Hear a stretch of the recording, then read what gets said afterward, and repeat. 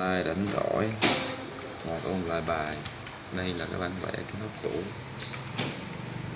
cái lỗ khoan. Mình sẽ lập trình đưa bản vẽ vào cam, tạo những cái lỗ khoan, tạo những cái lỗ khoan. Sau đó mình sức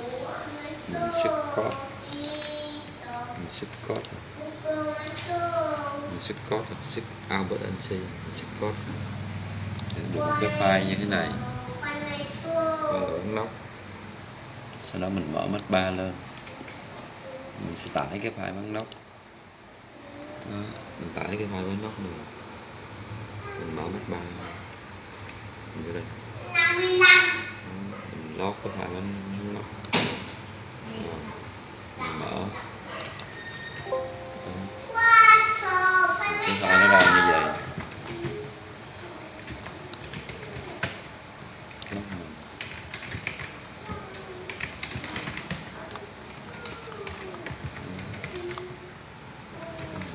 Nó lớn lớn nên dễ coi, nó sẽ chạy theo cái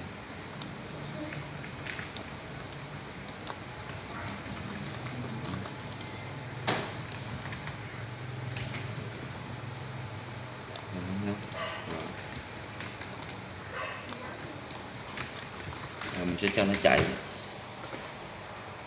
chương trình. Mọi người coi nó chạy chương trình, lập trình xong rồi nó chạy, nó sẽ chạy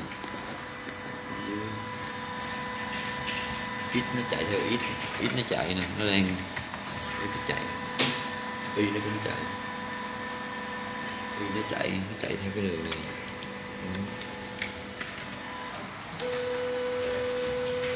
Làm cơ nó chạy thôi, đưa dít me thì nó cho ra bao nhiêu ly thôi. Này là mình để học đó,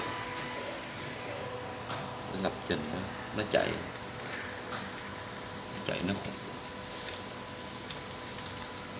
nó khoan những cái lỗ, nó chạy Z nó chạy. Mình có chung của mình Mac3 USB thôi, chạy Win 10 64 bit thôi. Mình đang chạy Win 10 64 bit thôi. Mình chưa đấu công tắc hành trình với cái decor chưa có đấu. Mình chỉ đi lập trình alpha cam để mình học công đồ gỗ mình thôi. Đó, thất nghiệp thì có việc làm